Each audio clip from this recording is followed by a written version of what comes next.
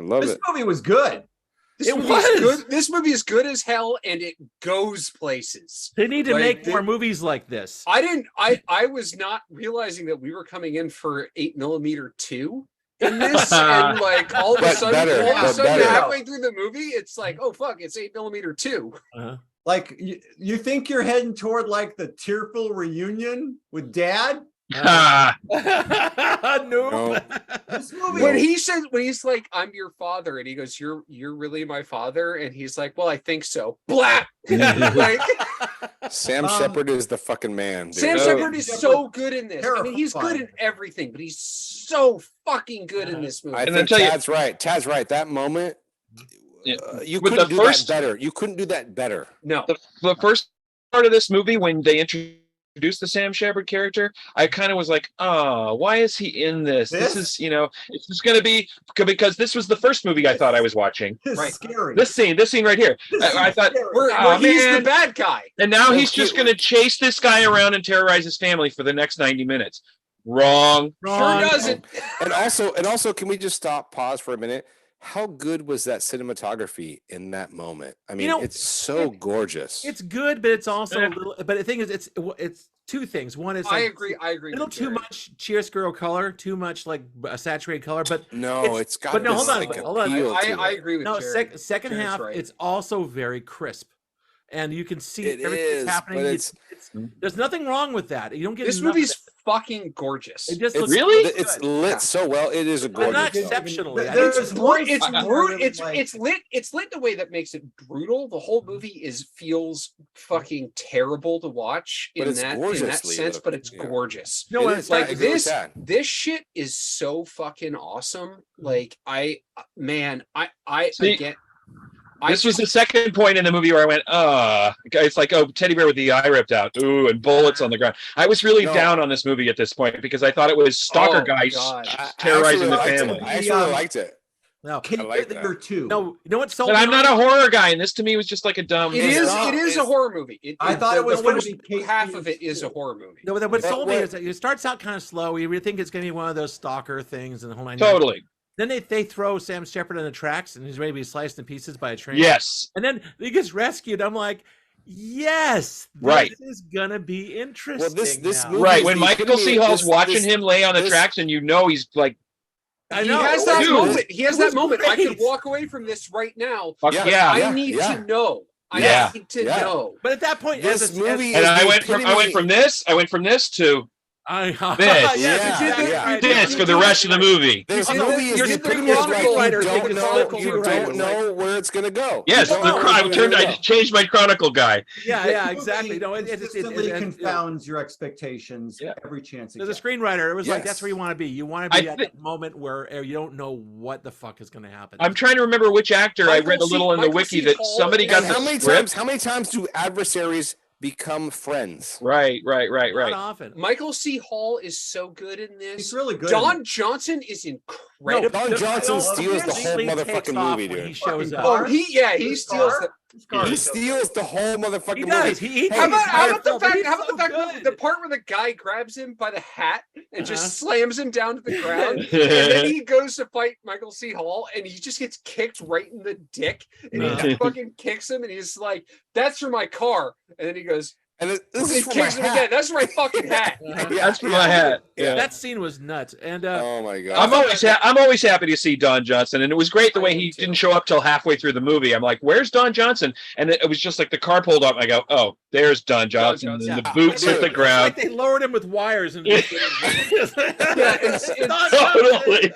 But he has such good. Deus Ex Johnson. His whole persona, his whole commentary, his contribution is so amazing. He's the man who knows what's going on. He keeps calling him Framer. He's like, the Framer. I love that. That was fun because he was a Framer. Okay, so that does lead me to a criticism that Sheila and I both kind of had, but Sheila was the first one to bring it up, which is he is just a Framer, but they hand him 2 shotguns and he seems to know what to do with them. He joins this posse. They hand him 1 shotgun. He's a gun owner. He fucks up using it. Yeah, that's true. Like he gets his fucking ear shot off because he can't fucking shoot the guy, and then he can't shoot the other guy with the Uzi, but he distracts him long enough so that Sam Shepard can shoot him. Why was he there?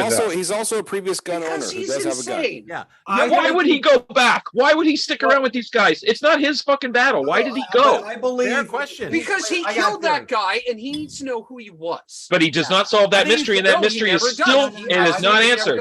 And what they went off to go do, which was to go after the son, isn't going to answer his problem. This is me watching this movie.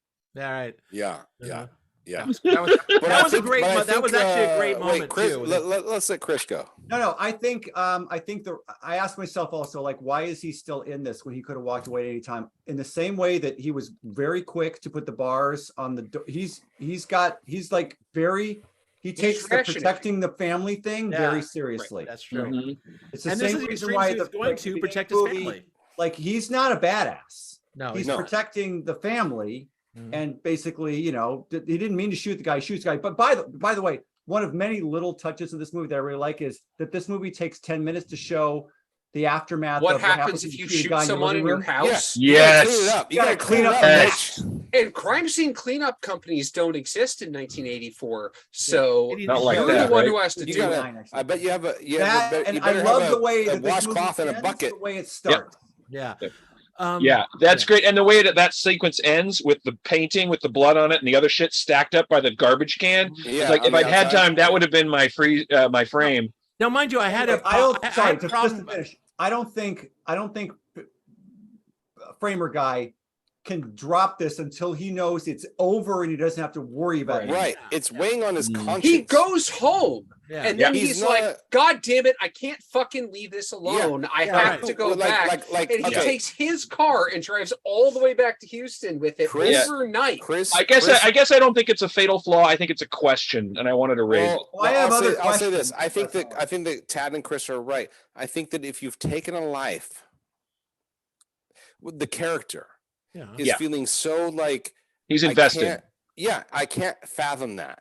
Right. And then it opens up into this thing, right? Where he's like, if this is actually going to be like, how can if it's bigger than this, I have to follow it and go all the way down because I can't live with myself.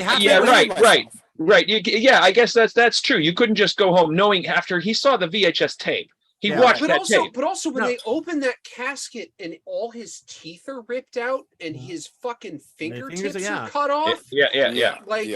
There's a part of you that's like, I need to know what the fuck is going on here. Even if it puts my life in danger. Even if I die. His character's motivation is it's 1/3 curiosity, 1/3 looking out for his family's security, and 1/3 is probably vengeance. And he saved Sam Shepard's life, like we talked about on the train tracks. He's like, I can't let this guy get run over. Like, this is not okay. You guys, I think we all shouted down Chris, and he probably wasn't done yet. I had a feeling he has got more. There's a lot of little things I like. I mentioned, like, I love the way that it ends the same way that it begins, and you can edit this out later if it makes me look like a total idiot, but can we just talk for a second about, so Sam Shepard's kid's in witness protection. Right. Yeah. A random burglar busts into Framer Man's house. Right. I'm trying to piece together, is this just an opportunity that the local cops? Yes. That's right. And the FBI. They kick it up to the FBI and they say, we have this guy who nobody cares about, who nobody needs, in the same way that the prostitute allows the FBI to go, oh, cool. Now he's dead. He's totally buried because the mob will think he's dead. Right. Yeah. In the same way that the prostitutes are illegal immigrants. They're prostitutes, so people don't care about them at all. Okay, so no one's going to care. He's going to go looking for them either, right? Still assuming that the same feds are ostensibly responsible for keeping Sam Shepard's kid anonymous are ignoring the fact that he's making snuff films. They are, because that's what Don Johnson says that he's like nobody's looking for these people. Nobody cares. Like, he's an awful person. He's worth more to them. Radar. He's worth more to them testifying against the Dixie Mafia than the lives of those women are. Right. Which is why it's so amazing that they save her at the end too. It's like, no, you're more important than this. Right. Like which also they're described as sort of immigrant women, right? Yeah. Right. Well, mind you, I think there's a question of like the stakes, in terms of like what the bad guys are doing that justifies these going after them. And I thought that how they portray these guys as basically making snuff films and lots of when you them. get to that, when The you thing get is- to that, but the thing is- Can we talk about that scene? Wait, hold on, Can we hold talk on, about hold that on. oh my scene? god, it's so good. However, Scott, you got the floor. I have the floor. I think it was a little too much because it's like it's just beyond any reasonable human behavior. No, So No, it's not. well, No. I'm not. Tad, I'm just Tad, saying can you in talk about that scene, in terms of the please? universe of the film, it's so bad that we, the audience and the main characters, have to see these people dead. That's it. And and one thing about it's just it was almost too much. You know what I'm talking about? No, I Am disagree. I making sense at all? No. No. it's Too much. not. Wait. Tad, I know you're I want to wrong. know. Let's follow this up. What do you mean too much? Too much for you as a viewer? Too much for the story to bear?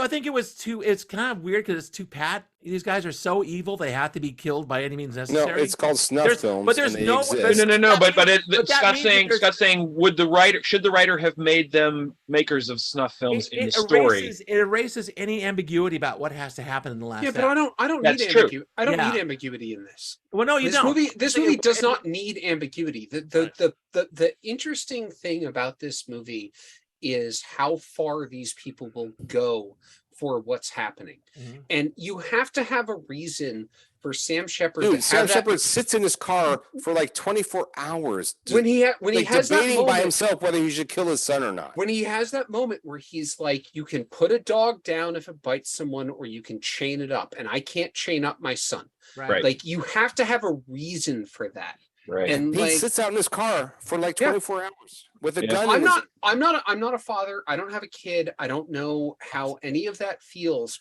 but in my mind's eye, if I saw my son doing that, I would have to put him down too, because as Sam Shepard says, you can't chain him up. Like, I think for the character, that works perfectly. Oh, yeah.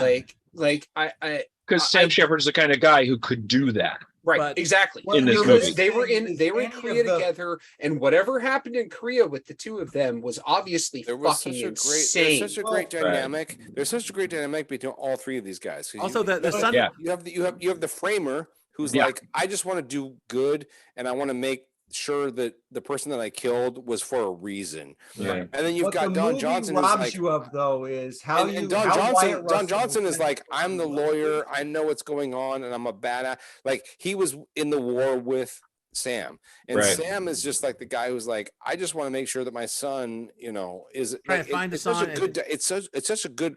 This is a great script. Well, No, the, it's- the he has to say, switch- the Sam switch Shepard between character. the switch between he's willing to kill Michael C. Hall's son and he's willing to kill his own son. Yeah. Needs something like that. Yeah, It yeah. requires Well, Right, that. but what the he movie understand- he has to doesn't understand tell you what is it's how about. Wyatt Russell goes from witness protection to like no dad because dad's in jail, witness protection.